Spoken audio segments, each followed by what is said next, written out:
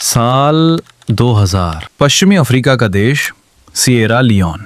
चारों तरफ घने जंगल और उन जंगलों के बीच बसा कायलाहू नाम का एक छोटा सा इलाका जो अब खूंखार विद्रोहियों का गढ़ बन चुका था। संयुक्त राष्ट्र यूएन मिशन पर तैनात भारत के मेजर पुनिया अपने 2 साथियों के साथ आतंकियों के कैंप की तरफ बढ़ रहे थे। मकसद था शांति समझौता, लेकिन जैसे ही वो कैंप में पहुंचे उन्हें घेर लिया गया, हथियार छीन लिए गए और आंखों पर पट्टी बांधकर उन्हें बंधक बना लिया गया। तभी विद्रोहियों का सरदार हंसते हुए कहता है, तुम अब हमारे कब्जे में हो। इतना ही नहीं, हजारों की तादाद में इन विद्रोहियों ने भारतीय सेना के बेस को चारों तरफ से घेर लिया, जहां 223 भारतीय फौजी मौजूद थे। भारत से 10,000 किलोमीटर दूर विदेशी धरती पर हमारे जवान मौत के साए में फंस चुके थे। आज की इस वीडियो में हम देखेंगे कि आखिर सिएरा लियोन में हुआ क्या था, ये विद्रोही कौन थे जिन्होंने भारतीय सेना से पंगा लेने की जुर्रत की, और कैसे भारत के पैरा एसएफ कमांडोज ने नर्क के द्वार से अपने साथियों को सुरक्षित बाहर निकाला। ये भारतीय सेना का अब तक का सबसे डेंजरस और डेयरिंग मिशन है, ऑपरेशन खुखरी।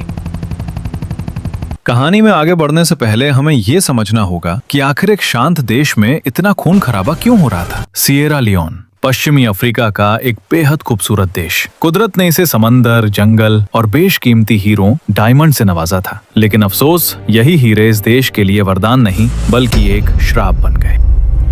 साल 1991 में पड़ोसी देश लाइबेरिया का एक तानाशाह चार्ल्स टेलर सिएरा लियोन के हीरो पर कब्जा करना चाहता था। अपनी हवस को पूरा करने के लिए उसने एक बागी गुट खड़ा किया जिसका नाम था रेवोल्यूशनरी यूनाइटेड फ्रंट यानी RUF। विद्रोही गुट RUF का नेतृत्व फोदे संको कर रहा था।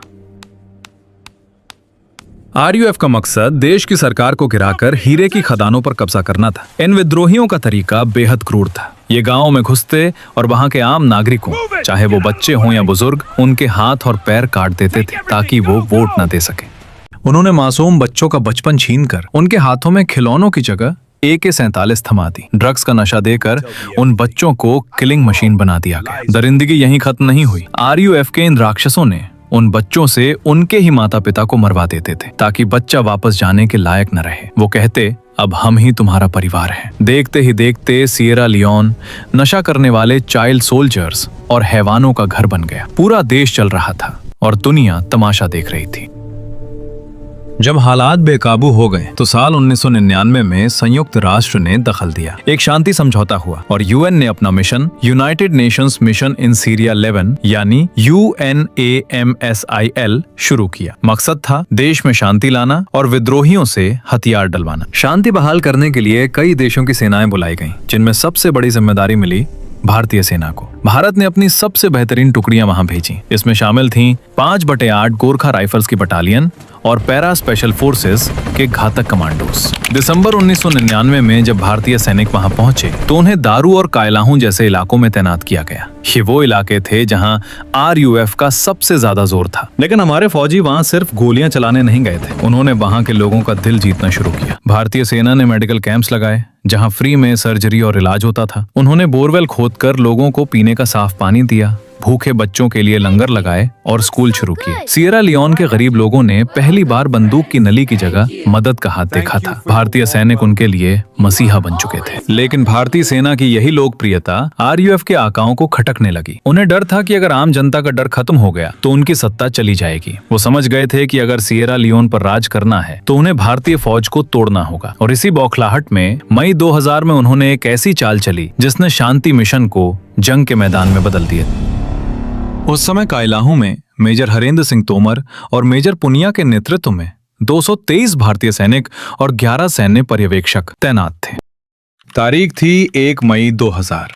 कायलाहू में हालात तनावपूर्ण थे। विद्रोहियों ने संयुक्त राष्ट्र के साथ शांति समझौते का नाटक किया। उन्होंने कहा कि वो हथियार डालने को तैयार हैं, लेकिन सिर्फ भारतीय सेना के एक उच्च अधिकारी के सामने। मेजर पुनिया के लिए ये मौका था सिएरा लियोन में शांति लाने का। एक सिपाही होने के नाते उन्हें हथियार से ज्यादा बातचीत पर भरोसा था। इसी उम्मीद में वो बिना किसी सुरक्षा के सिर्फ अपने 2 साथियों को लेकर RUF के गढ़ में दाखिल हो गए। जैसे ही मेजर पुनिया विद्रोहियों के कैंप में पहुंचे, दरवाजे बंद हो गए। शांति वार्ता तो दूर की बात थी, वहां पहले से ही सैकड़ों बंदूकधारी विद्रोही घात लगाए बैठे थे। मेजर पुनिया और उनके साथियों को तुरंत बंदी बना लिया गया। उनके हाथ पीछे बांध दिए गए और उन्हें बता दिया गया कि अब वो कैदी हैं। ये एक सोची समझी साजिश थी। विद्रोहियों का प्लान सिर्फ मेजर पुनिया को पकड़ना नहीं था, बल्कि पूरी भारतीय बटालियन को घुटनों पर लाना था। वहीं दूसरी तरफ विद्रोहियों की एक भारी भरकम फौज ने कायलाहू में स्थित भारतीय सेना के बेस को चारों तरफ से घेर लिया। 223 भारतीय सैनिक अपने बेस के अंदर थे और बाहर हजारों की संख्या में RUF के विद्रोही AK-47, RPG और एंटी एयरक्राफ्ट गन लेकर तैनात थे। हमारे जवानों के पास हथियार थे, गोला बारूद था, लेकिन आदेश था गोली नहीं चलानी है, हम शांति मिशन पर हैं। विद्रोहियों ने बेस की बिजली काट दी, पानी की सप्लाई बंद कर दी और खाने के रास्ते ब्लॉक कर दिए। रसद पहुंचाने वाले हेलीकॉप्टर्स को लैंड करने की जगह नहीं दी जा रही थी। वो लाउडस्पीकर पर चिल्ला रहे थे, हथियार डाल दो, अपनी गाड़ियां हमें दे दो, हम तुम्हें जाने देंगे। कूटनीतिक स्तर पर न्यूयॉर्क में UN मुख्यालय और नई दिल्ली के बीच लगातार बातचीत चल रही थी। RUF की मांग थी कि भारतीय सैनिक अपने हथियार और वाहन उन्हें सौंप दें, तभी उन्हें जाने दिया जाएगा। 75 दिन, जी हाँ, 75 दिनों तक ये घेराबंदी चली। राशन खत्म हो रही थी, पीने का पानी ना के बराबर था। एक तरफ भूख और प्यास थी, दूसरी तरफ मौत का डर। लेकिन वो गोरखा थे साहब, उन्होंने विद्रोहियों को साफ जवाब दिया, हम शांति दूत हैं पर कायर नहीं, जान दे देंगे लेकिन हथियार नहीं डालेंगे। जुलाई का महीना आते आते सब्र का बांध टूटने लगा। कूटनीति फेल हो चुकी थी। अब भारत सरकार ने फैसला किया कि वो अपने सैनिकों को वहां मरने के लिए नहीं छोड़ सके। अब समय आ गया था RUF को उसकी ही भाषा में जवाब देने का।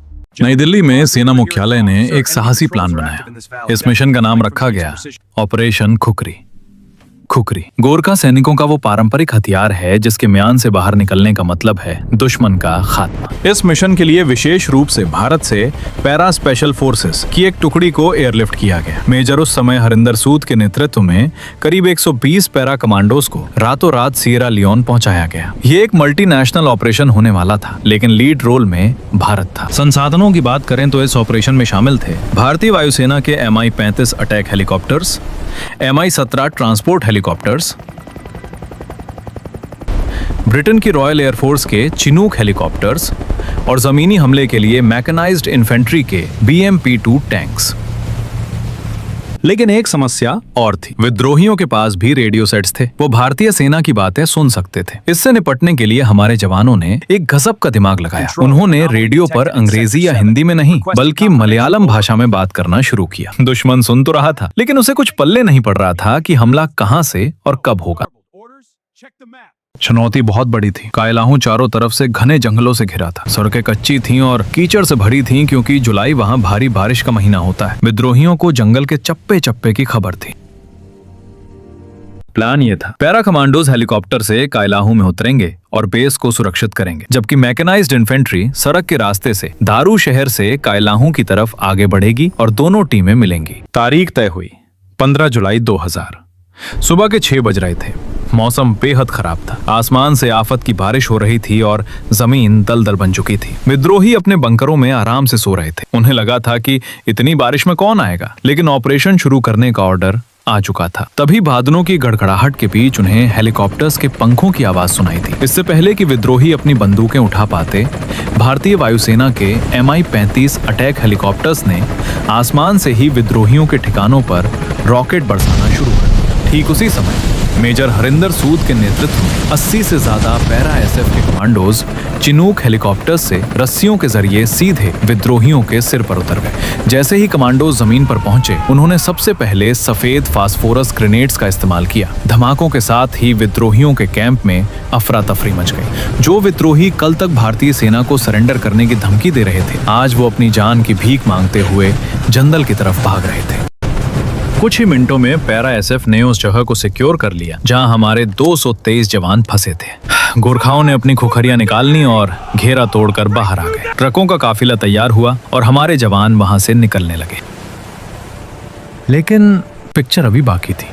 कायलाहू से निकलना तो सिर्फ पहला पड़ाव था। असली खतरा रास्ते में था। वापसी के रास्ते में दारू बेस तक पहुंचने के लिए उन्हें पेंडेम्बू शहर से गुजरना था। पेंडेम्बू RUF का हेडक्वार्टर था, विद्रोहियों का सबसे मजबूत गढ़। उन्होंने वहां सड़क पर एम्बुश लगा रखा था। जैसे ही भारतीय काफिला पेंडेम्बू के करीब पहुंचा, विद्रोहियों ने RPG और मोर्टार से भीषण हमला कर। सड़क कीचड़ से भरी थी, गाड़ियां फंस रही थीं और चारों तरफ से गोलियां चल रही थीं। दुश्मन चाहता था कि हमारे फौजी वहीं कीचड़ में फंसकर मारे जाएं। यहाँ भारतीय वायुसेना के Mi-35 हेलीकॉप्टर्स ने गेम चेंजर की भूमिका निभाई। उन्होंने ऊपर से विद्रोहियों की गन पोजीशंस पर ऐसा सटीक निशाना लगाया कि उनके बंकर्स ताश के पत्तों की तरह बिखर गए। नीचे जमीन पर पैरा कमांडोज और गोरखाओं ने मिलकर विद्रोहियों का सफाया कर दिया। ये लड़ाई करीब 4 से 5 घंटे तक चली। RUF के विद्रोही, जो अक्सर नशीले पदार्थों के सेवन के कारण निडर होकर लड़ते थे, लेकिन भारतीय मारक क्षमता के आगे बिखर गए। पेंडेनबू शहर, जो सालों से विद्रोहियों के कब्जे में था, उस दिन भारतीय सेना ने उसे विद्रोहियों के चंगुल से आजाद करा लिया था। शाम होते होते भारतीय सेना ने विद्रोहियों के गढ़ को पूरी तरह साफ कर दिया और काफिला सुरक्षित रूप से दारू स्थित UN बेस पर पहुंच गया।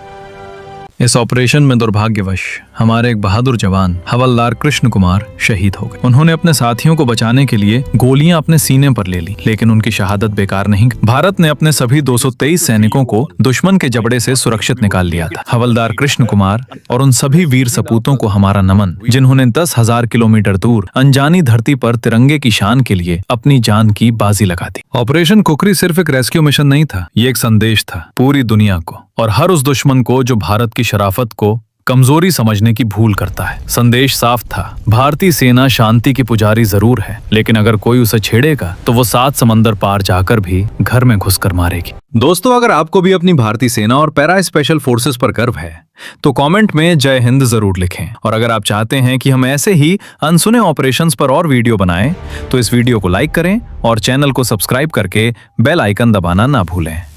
मिलते हैं अगली वीडियो में एक और जांबाज कहानी के साथ। तब तक के लिए जय हिंद, जय भारत।